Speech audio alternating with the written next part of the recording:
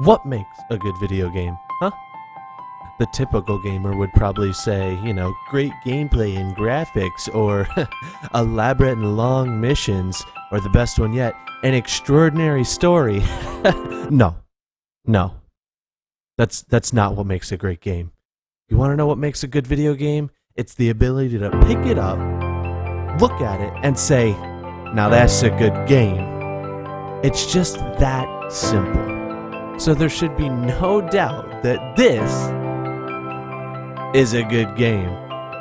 Let me help you understand a little bit by breaking it down into 4 parts. Bada bing, bada boom. So let's get into it.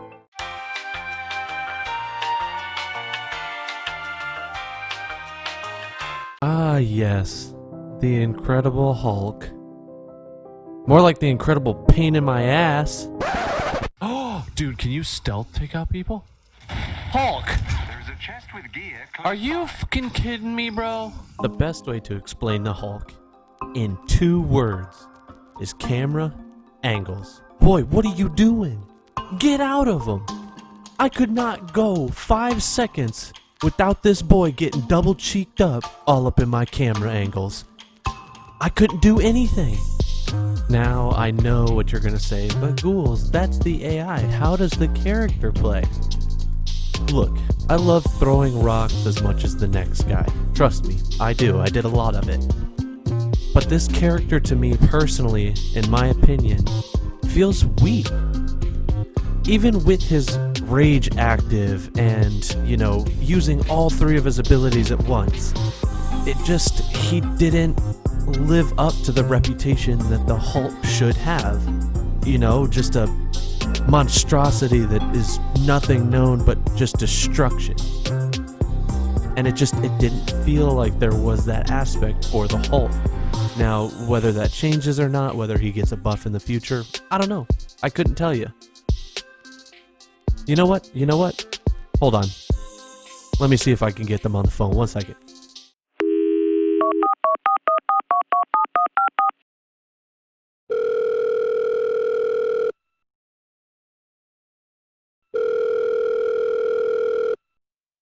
Hey, Square Enix. It's just Jester.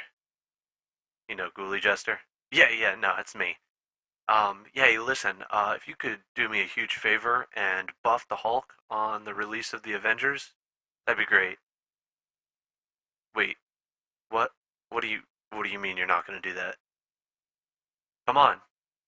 We need the roided out version of the Jolly Green Giant, not this weak thing you call the Hulk. How come Iron Man's chest repulsor can beat him? Come on, just do... Whatever, leave him a weak-ass character. I don't care.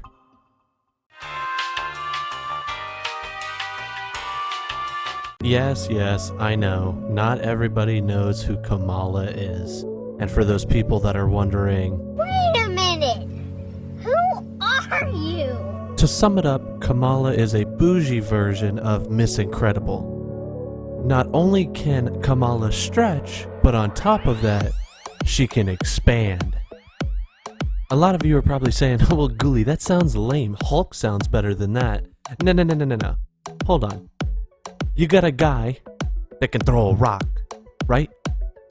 And then you got a girl that looks like the kid that just got pulled out of the Laffy Taffy stretcher from Charlie and the Chocolate Factory. Which one sounds better to you, huh? On top of that ability, she has an AoE ability to heal teammates and herself back to full health, and another that turns her hand into a giant high five that even Jacksepticeye himself would be glad to say, "Top it, I'm more into." You can form your own opinion, but Kamala is definitely not a character that should be taken lightly or looked over.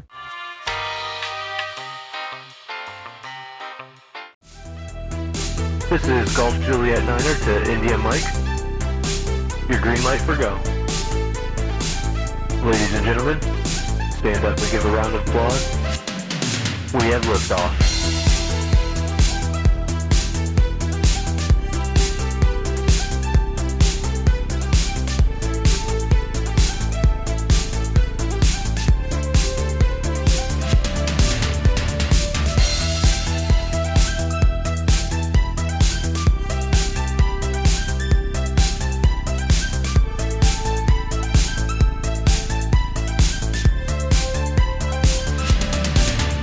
Alright, all you Iron Man fans can sit down now. I gave you your minute of hype. Ultimately, Iron Man's a good character in this game.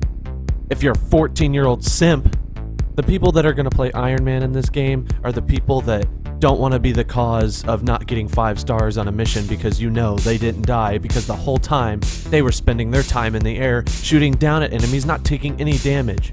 I'm kidding. All jokes aside, Iron Man is definitely a character that is meant for range for the most part.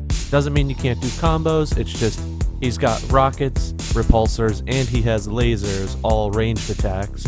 On top of that, he has an ability to overcharge his suit, which basically means you will never lose any energy. He has a chest repulsor, which does a ton more damage than the Hulk ever will in this game. And then, if all else fails, he's got the Hulk Buster. Why is the Hulk even in the game, huh?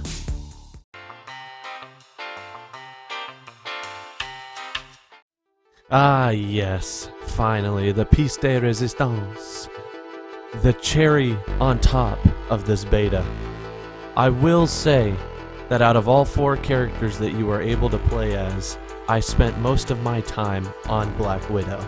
Now, being that I played Black Widow for majority of my beta, I definitely have a lot of knowledge on her movesets, her abilities, and just the way she plays. I enjoyed being able to zip up to enemies and kick them out of the air and be able to lay out a 15-piece combo on one enemy that stands no chance. Now, I might be exaggerating a little bit on the 15-piece combo, but I wasn't sitting there counting how many times I hit an enemy. All I know is you can string together moves very well with Black Widow, and it just all comes out to a seamless fighting style.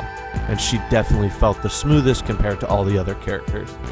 Now, moving on to her abilities and her weapons, she's got 3 types of weapons that you can get from the skill menu, and that is her machine pistols, her regular pistols, and then a heavy shot pistol, which does a ton of damage and you can charge it up once you get that skill for it.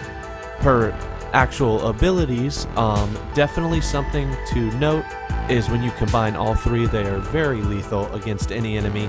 She is capable of combining her batons into a staff in which you turn red. She has an AoE attack that if anybody's around her when she activates it, it turns them invisible as well as her. And then she also has her famous Widow's Bite, which does electrical damage over a short span of time. And like I said a couple seconds ago, her Widow's Bite with her invisibility combined with her staff all make her a force to be reckoned with for sure. Now, when it comes down to gear mechanics with this game, it's pretty much the same as any other game. If you've played Destiny, you've played Assassin's Creed Odyssey, you played Fortnite, you've got uncommon, common, rare, you know, just the whole gray to gold scale of different gear that you can get for every single character. Now, depending on what kind of gear it is, there are certain perks to certain gear, like for instance, if you ever come across gear that has PIM particles on it, you have a small chance to shrink down enemies and you can still continuously do damage. It looks pretty funny, honestly, in-game, but the basic gear is just every other game's gear. There's nothing special about it, but it's literally the same as any other game. Missions. The pinnacle point of any video game, whether it be stealth missions, fully action-packed guns blazing missions, it doesn't matter. Every game has them. So definitely with Avengers, the reason I wanted to combine level design and missions together is because they go hand in hand with one another. So the missions, there's a couple of them, or a couple types anyways. You have long missions, typically when you drop out of the drop ship and there's a cutscene for it.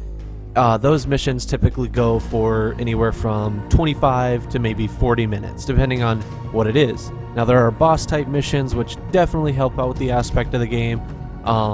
The level design, all the levels are open to an extent. They let you explore to certain aspects, but at the same time, it isn't fully open world.